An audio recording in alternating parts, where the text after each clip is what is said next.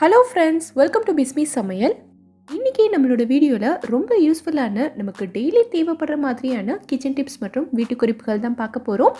இந்த வீடியோவில் இன்றைக்கி நான் சொல்லக்கூடிய டிப்ஸ் எல்லாமே உங்களுக்கு ரொம்பவே யூஸ்ஃபுல்லாக இருக்கும். என்னென்ன டிப்ஸ்ன்னு பார்க்குறதுக்கு முன்னாடி நீங்கள் நம்மளோட வீடியோவை இப்போ தான் ஃபஸ்ட் டைம் பார்க்குறீங்கன்னா நம்மளோட பிஸ்மி சமையலுக்கு சப்ஸ்கிரைப் பண்ணுங்கள். நம்ம சேனலில் ஏற்கனவே கிச்சன் டிப்ஸ் மற்றும் வீட்டு குறிப்புகள் பற்றி நிறைய வீடியோஸ் போட்டிருக்கோம். அந்த வீடியோஸையும் நீங்கள் செக் பண்ணி பாருங்கள். இப்போ நம்ம ஃபஸ்ட்டு டிப் என்னங்கிறத பார்க்கலாம். நம்ம எல்லாரும் என்னதான் டெய்லியும் காஃபி போட்டாலும் கூட ஒரு சிலருக்கு பார்த்தீங்கன்னா காஃபி போடும்போது அந்த காஃபி அந்தளவுக்கு நல்ல டேஸ்ட்டாகவும் வாசனையாகவும் இருக்காது. காஃபி நல்லா இல்லைன்னு சொல்லிட்டு நீங்கள் வேறு பிராண்ட் காஃபி பவுடருக்கு மாற்றினாலுமே இதே பிரச்சனை தான் உங்களுக்கு கண்டினியூ ஆகிட்டே இருக்கும். இப்போ நான் சொல்ல போகிற டிப்பை நீங்கள் தெரிஞ்சுக்கிட்டீங்கன்னா இனி நீங்கள் எப்போ காஃபி போட்டாலும் எந்த பிராண்ட் காஃபி பவுடர் யூஸ் பண்ணாலும் சரி உங்களோட காஃபி நல்ல வாசனையாகவும் சூப்பர் டேஸ்ட்லேயும் இருக்கும். எப்படிங்கிறத பார்க்கலாம். உங்களுக்கு காஃபிக்கு நீங்கள் எப்போவுமே எவ்வளோ காஃபி பவுடர் சுகர் எல்லாம் சேர்ப்பீங்களோ அது எல்லாத்தையும் சேர்த்துக்கோங்க. இப்போ நல்ல சூடான பாலையும் சேர்த்துக்கலாம். நிறைய பேர் என்ன பண்ணுவாங்கன்னா பால் சேர்த்ததுக்கப்புறமா ஒரு ஸ்பூன் வச்சு காஃபி பவுடர் சுகர் எல்லாத்தையும் மிக்ஸ் பண்ணி விட்டுட்டு அப்படியே குடிச்சிருவாங்க. அந்த மாதிரி செய்யவே கூடாது. அப்படி நம்ம செஞ்சோன்னா நம்ம காஃபியில் அந்த அளவுக்கு வாசனை வரவே வராது. இன்னொரு டம்ளர் வச்சு 2 தடவை நல்லா ஆற்றிட்டிங்கன்னா இந்த அளவுக்கு நல்ல நுர பொங்கி கமகமன்னு நல்ல வாசனையாக இருக்கும். இந்த காஃபியை ஒரு சர்விங் கிளாஸ்க்கு மாற்றிட்டு இப்போ தான் நம்ம இந்த காஃபியோட டேஸ்ட்டை என்ஹான்ஸ் பண்ணுறதுக்காக ஒரு முக்கியமான விஷயம் செய்ய போகிறோம். இப்போது கொஞ்சமாக காஃபி தூள் எடுத்து இந்த நுரைக்கு மேலே நம்ம லைட்டாக தூவி விட்டுறலாம். இந்த மாதிரி நம்ம கொஞ்சமாக மேலே காஃபி தூள் போடும்போது காஃபியோட டேஸ்ட்டும் சரி வாசனையும் சரி நல்லா தூக்கி கொடுக்கும். இந்த காஃபிலேருந்து நீங்கள் ஒவ்வொரு சிப் குடிக்கும் போதுமே அவ்வளோ ஃப்ளேவர்ஃபுல்லாக இருக்கும். நீங்கள் கண்டிப்பாக என்ஜாய் பண்ணி குடிப்பீங்க. ட்ரை பண்ணி பார்த்துட்டு எனக்கு கமெண்ட்டில் சொல்லுங்கள். இங்கே நான் என்ன எடுத்திருக்கேன்னு பார்த்தீங்கன்னா இது நம்ம தோசை சுடும்போது கல்லில் தோசை ஒட்டாமல் இருக்கணுன்றதுக்காக எண்ணெய் தொட்டு தேய்ப்போம் இல்லையா, அந்த கட்டை தான் இது. கடையிலேருந்து வாங்கும்போது இந்த கட்டையில் அடியில் ஒரு துணி சுற்றி கொடுத்துருப்பாங்க. ஸோ அதில் நம்ம எண்ணெய் தொட்டு தேய்ச்சிக்கலாம். நாளாக பார்த்தீங்கன்னா அந்த துணி ஒரு மாதிரி எண்ணெய் கசடாக ரொம்ப கருப்பாகி கலர் மாறிடுச்சு. ஸோ அந்த துணி எல்லாத்தையும் பிரித்து எடுத்துகிட்டு வெறும் கட்டை மட்டும் நான் இப்போ வச்சுருக்கேன். இதில் நம்ம மறுபடியும் துணி சுற்றி யூஸ் பண்ணிக்கலாம். ஆனால் துணி மட்டும் சுற்றும் போது அந்தளவுக்கு எஃபெக்டிவாக இல்லை. ஸோ நம்ம என்ன பண்ணலான்னா இங்கே பார்த்தீங்கன்னா நான் கொஞ்சமாக தேங்காயோட நார் எடுத்திருக்கேன். இந்த நாரை தான் நம்ம கட்டையில் வச்சு சுற்ற போகிறோம். ஸோ இதை கட்டையோட சைஸ்க்கு ஏற்ற மாதிரி கட் பண்ணி எடுத்துடலாம். இங்கே பார்த்தீங்கன்னா நான் ஓரளவுக்கு லெவல் பண்ணி எடுத்திருக்கேன். இப்போ இது கூடவே நான் ஒரு வெள்ளை துணியும் கட் பண்ணி எடுத்திருக்கேன். வெள்ளை துணி தான் எடுக்கணுன்ற அவசியம் இல்லை, நீங்கள் கலர் துணியும் எடுத்துக்கலாம். இப்போ இந்த துணியை நாளாக மடித்து தேங்காய் நார் வச்சுட்டு அதுக்கு மேலே கட்டையை வச்சு நல்லா டைட்டாக சுற்றிட்டு ஒரு ரப்பர் பேண்ட் வச்சு இந்த மாதிரி கட்டி விட்டுருங்க.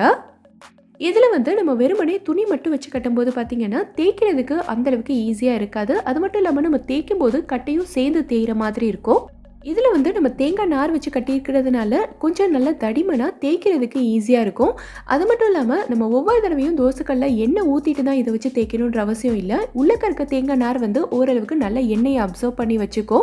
ஸோ ஒரு தடவை எண்ணெய் ஊற்றிட்டு தேய்ச்சாலே போதும். அடுத்தடுத்த தடவை நம்ம தோசை சுடும் போதும் இதை மட்டுமே வச்சு நம்ம தேய்ச்சிக்கலாம். எண்ணெய் ஊற்றி தேய்க்கணுன்ற அவசியம் கிடையாது. இப்போ நம்ம அடுத்த டிப் என்னங்கிறத பார்க்கலாம். நம்ம வீட்டில் காய்கறிகள் பழங்கள் எல்லாம் போட்டு வச்சுருக்க கூடையில் பார்த்தீங்கன்னா இப்போ இருக்க இந்த குளிர் நேரத்தில் நிறைய குட்டி குட்டி கொசுக்கள் பல ஈக்கள்லாம் வர ஆரம்பிச்சிடும். இது அந்த பல கூடையில் மட்டும் இல்லாமல் சுற்றி இருக்கிற இடம் எல்லாத்துலேயும் பறந்துக்கிட்டே இருக்கும். இதை நம்ம என்னதான் துணியெல்லாம் போட்டு நல்லா கவர் பண்ணி வச்சுருந்தாலுமே இந்த கொசுக்கள் வரதான் செய்யும். ஸோ இந்த கொசுக்கள் வராமல் இருக்கிறதுக்கு நம்ம என்ன பண்ணலான்னா கூடையை நல்லா கழுவிட்டு வெயிலில் காய வச்சு எடுத்துருங்க.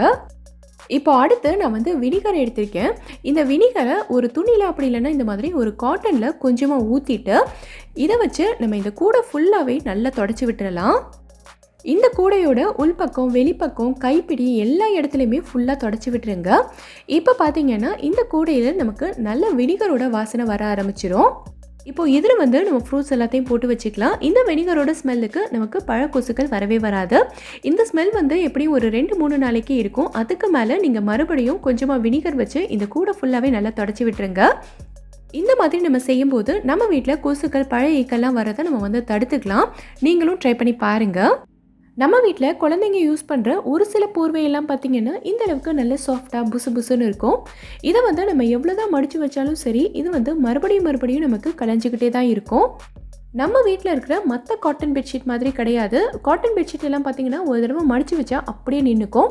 இந்த டைப்பில் இருக்கிற எல்லா பெட்ஷீட்டுமே நமக்கு வந்து மறுபடியும் கலைஞ்சிக்கிட்டே தான் இருக்கும். நம்ம வந்து சரி பண்ணிக்கிட்டே தான் இருக்கணும். இப்போது இந்த டைப்பில் இருக்கிற பெட்ஷீட்டை கூட நம்ம ஒரு தடவை மடித்தாலே போதும். திருப்பியும் நாமளே பிரிக்கிற வரைக்கும் களையவே கலையாதுன்ற அளவுக்கு சூப்பராக நீட்டாக மடிக்க போகிறோம். நீங்கள் எப்பவும் போல் மடிச்சுட்டு கடைசியாக இந்த இடத்த நாளாக மடிக்காதீங்க. ஒரு சைடு மட்டும் மடக்கி விட்டுருங்க. இப்போ பார்த்தீங்கன்னா இந்த அளவுக்கு நல்ல ஒரு பாக்கெட் மாதிரி வந்திருக்கும். இப்போது இன்னொரு பக்கத்தையும் எடுத்து இது உள்ளக்க நம்ம வந்து விட்டுறலாம். இந்த மாதிரி நம்ம மடித்து வைக்கும்போது எவ்வளோ நாளானாலும் சரி, இந்த பெட்ஷீட்டை எவ்வளோ தான் புரட்டி எடுத்தாலும் சரி, இது வந்து கலையவே கலையாது. அது மட்டும் இல்லை, நீங்கள் வந்து பெட்ஷீட் எல்லாத்தையும் துவைச்சி காய வச்சு எடுத்து கபோர்டில் மடித்து வைக்க போகிறீங்கனாலும் இதே மாதிரி நீங்கள் வந்து மடித்து வைக்கலாம். இந்த மாதிரி நம்ம மடித்து வைக்கும்போது பெட்ஷீட் வந்து நல்ல தட்டையாயிரும். ஸோ கபோர்டில் வைக்கும்போது நமக்கு அதிகமான இடம் தேவைப்படாது. ஒரு பெட்ஷீட் வைக்க வேண்டிய இடத்துல கண்டிப்பாக ஒரு 2-3 பெட்ஷீட்டாவது நம்ம வந்து வைக்க முடியும். ரொம்ப யூஸ்ஃபுல்லாக இருக்கும்னு நினைக்கிறேன். ட்ரை பண்ணி பாருங்கள். இப்போ இருக்க இந்த குளிர் நேரத்தில் நம்ம வீட்டில் எல்லாருமே ஸ்வெட்டர்ஸ் இந்த மாதிரி ஜாக்கெட்ஸ் எல்லாம் யூஸ் பண்ண ஆரம்பிச்சிருப்போம். ஸ்வெட்டர் வந்து நம்ம ஈஸியாக மடித்து வச்சுருவோம். ஆனால் இந்த மாதிரி ஜாக்கெட்ஸ் எல்லாம் பார்த்திங்கன்னா அவ்வளோ ஈஸியாக நமக்கு மடிக்க வராது. அப்படியே மடித்து வச்சாலும் கூட இது வந்து அதிகமான இடத்தை அடைக்கும். ஸோ நம்ம வந்து இந்த மாதிரி ஒரு ஹேங்கரில் போட்டு கபோர்டில் தொங்க விட்டுருப்போம். பெரியவங்களோட ஜாக்கெட் எல்லாம் பார்த்தீங்கன்னா கொஞ்சம் பெரிய சைஸில் கை வந்து கொஞ்சம் நீளமாக இருக்கும். ஸோ கபோர்டில் போட்டிருக்கும் போது ஒவ்வொரு தடவை நம்ம இதை திறந்து மூடும் போதுமே ரொம்ப டிஸ்டர்பன்ஸாக இருக்கும். நமக்கு கதவும் அவ்வளோ ஈஸியாக மூட வராது. ஸோ நம்ம என்ன பண்ணலான்னா, இந்த ஜாக்கெட்டோட கையை உள்பக்கமாக எடுத்து விட்டுருங்க. நான் பண்ணும்போதே உங்களுக்கு புரியும்னு நினைக்கிறேன். இப்போது இன்னொரு பக்கத்தில் இருக்கிற கையையும் நம்ம இதே மாதிரி எடுத்து விட்டுறலாம். இப்போது இந்த ஜாக்கெட்டோட ஜிப்பை மூடிடலாம். இப்போது இந்த மாதிரி நம்ம கபோர்டில் ஹேங் பண்ணி வைக்கும்போது ஜாக்கெட்டோட கை வந்து வெளியில் வராது. ரொம்ப ஈஸியாக இருக்கும். இதே மாதிரி நான் இன்னொரு ஜாக்கெட்லையும் செஞ்சு காட்டுறேன் பாருங்கள். இதில் வந்து ஜிப் கிடையாது, பட்டன் டைப்பில் இருக்கிறதுனால பட்டன் எல்லாத்தையும் மாட்டிடலாம். இப்போது இந்த மாதிரி நம்ம ஹேங் பண்ணும்போது ரொம்ப ஈஸியாக இருக்கும். அது மட்டும் இல்லாமல் கபோர்டில் பார்க்குறதுக்கும் ரொம்ப கசகசன்னு இல்லாமல் நீட்டாக இருக்கும். ட்ரை பண்ணி பாருங்கள். நம்ம வீட்டில் நம்ம சாரீக்கு ட்ரெஸ்ஸுக்கெல்லாம் யூஸ் பண்ணுற ஊக்கு பார்த்திங்கன்னா நம்ம தேவைப்படும் போது ஈஸியாக எடுக்கணுன்றதுக்காக இந்த மாதிரி ஒரு டப்பாவில் போட்டு மூடி வச்சுருப்போம். ஆனால் நாளாக பார்த்திங்கன்னா இந்த ஊக்கு வந்து எல்லாமே துருப்பிடிச்சு போயிடும். ஊக்கு வந்து துருப்பிடிச்சிருச்சுன்னா அதுக்கப்புறமா நம்ம வந்து யூஸ் பண்ணவே மாட்டோம். சாரிலையோ இல்லை மற்ற ட்ரெஸ்லேயோ குத்துனா ட்ரெஸ்ஸும் வந்து வீணாக போயிடும்ன்றதுக்காக. ஸோ இந்த ஊக்கு வந்து துருப்பிடிக்காமல் இருக்கணுன்றதுக்காக இதில் நம்ம வீட்டில் நம்ம எப்போவுமே யூஸ் பண்ணுற முகத்துக்கு போடுற பவுடரை கொஞ்சமாக இதில் வந்து கொட்டி வச்சிடலாம். இந்த பவுடர் மட்டும்தான் சேர்க்கணுன்ற அவசியம் இல்லை. உங்கள் வீட்டில் கார்ன்ஃப்ளவர் இருந்தாலும் நீங்கள் வந்து அதுவே கூட சேர்த்துக்கலாம். இந்த மாதிரி நல்லா குலுக்கி விட்டுட்டோம்னா நம்ம சேர்த்துருக்க பவுடர் எல்லாமே இந்த ஊக்குக்கு மேலே நல்லா கோட்டாயிடும். ஸோ எவ்வளோ நாள் ஆனாலும் சரி இந்த ஊக்கு வந்து இனி துருப்பிடிக்காது. நீங்களும் ட்ரை பண்ணி பாருங்கள். நம்ம எல்லார் வீட்லேயுமே சட்னி அரைக்கிறதுக்கு, குழந்தைங்களுக்கு சாப்பிட கொடுக்கறதுக்கெல்லாம் இந்த மாதிரி வேர்க்கடலை வந்து வறுப்போம். வேர்க்கடலையை நல்லா வறுத்துட்டு அந்த தோலை உரிக்கிறதுக்காக ஒரு பிளேட்டில் கொட்டி ஆறுனதுக்கப்புறமா கையால் லேசாக கசக்கி விட்டோன்னா தோல் எல்லாமே வந்துடும். ஸோ இந்த கடலையோட தோலை தனியாக எடுக்கிறதுக்காக நம்ம பிளேட்டில் வச்சுக்கிட்டு அப்படியே ஊதி விடுவோம். இந்த மாதிரி நம்ம ஊதி விடும்போது பார்த்திங்கன்னா கடலையோட தோல் வந்து சுற்றி இருக்கிற எல்லா இடத்துலையும் பறந்து எல்லா இடமுமே நமக்கு வந்து குப்பையாயிரும். ஸோ இந்த தோல் எல்லாத்தையும் நம்ம மறுபடியும் க்ளீன் பண்ணுற மாதிரி இருக்கும். இந்த மாதிரி எக்ஸ்ட்ரா வேலைகள் எதுவுமே இல்லாமல் ஒரு தோல் கூட வெளியில் பறக்காத அளவுக்கு இந்த கடலையை மட்டும் நம்ம எப்படி தனியாக பிரித்து எடுக்கிறதுன்னு பார்க்கலாம். கடலை எல்லாத்தையும் கையாலேயே இந்த மாதிரி நல்லா கசக்கி விட்டுருங்க. அடியில் இந்த மாதிரி ஒரு பிளேட் வச்சுக்கோங்க. மேலே இந்த மாதிரி ஒரு ஸ்ட்ரெயினர் வச்சுட்டு இதில் கடலை எல்லாத்தையும் நம்ம வந்து கொட்டிடலாம். இப்போது லைட்டாக இந்த மாதிரி ஆட்டி விட்டிங்கனாலே போதும், கடலையோட தோல் எல்லாமே நமக்கு வந்து பிளேட்டில் கொட்டிடும். ஸ்ட்ரெயினரில் இந்த மாதிரி கடலை மட்டும் இருக்கும். ஒரு தோல் கூட நமக்கு வெளியில் பறக்கவே பறக்காது. எல்லாமே நமக்கு வந்து பிளேட்லேயே கலெக்ட் ஆகிடும். இந்த டிப் உங்களுக்கு ரொம்ப யூஸ்ஃபுல்லாக இருக்கும்னு நினைக்கிறேன். இப்போ அடுத்த டிப் என்னங்கிறத பார்க்கலாம். இல்லை நிறைய பேர் பார்த்தீங்கன்னா உருளைக்கிழங்கு வேக வைக்கும் போது இதை வந்து முழுசாக போட மாட்டோம். 2 கட் பண்ணி போட்டு தான் வேக வைப்போம். ஏன்னா நம்ம வந்து கட் பண்ணி போட்டால் தான் உருளைக்கிழங்கு சீக்கிரமாக வெந்து வரும்னு நினைப்போம். இந்த மாதிரி கட் பண்ணி போட்டு வேக வைக்கிற உருளைக்கிழங்குல பார்த்தீங்கன்னா நமக்கு அந்த அளவுக்கு டேஸ்ட் இருக்காது. உருளைக்கிழங்கு வந்து ஒரு மாதிரி தண்ணி கோத்த மாதிரி இருக்கும். ஸோ எப்போவுமே உருளைக்கிழங்கு வந்து இந்த மாதிரி முழுசாகவே போட்டு வேக வைங்க. இந்த உருளைக்கிழங்கு சீக்கிரமாக வெந்து வர்றதுக்காக கூடவே நம்ம வந்து கொஞ்சமாக உப்பும் சேர்த்துக்கலாம். இந்த மாதிரி உப்பு சேர்த்து வேக வைக்கும்போது பார்த்திங்கன்னா இந்த உருளைக்கிழங்குல நமக்கு வந்து வெடிப்பு வராது.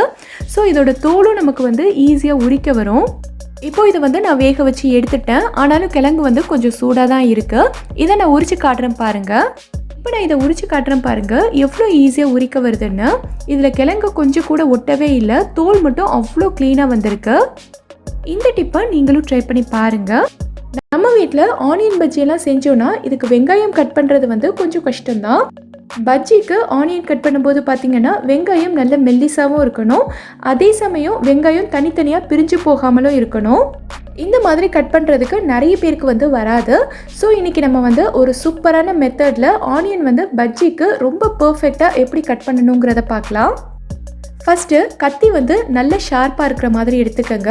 கத்தி நல்ல ஷார்ப்பாக இருந்தால் தான் நம்ம வெங்காயத்தை வந்து நல்ல மெல்லிஸாக கட் பண்ண முடியும். அடுத்தது பார்த்திங்கன்னா வெங்காயத்தோட தோலை உரிக்க வேண்டாம். வெங்காயத்தோட தோலை உரிக்காமல் அப்படியே வச்சுட்டு நம்ம வந்து கட் பண்ணலாம்.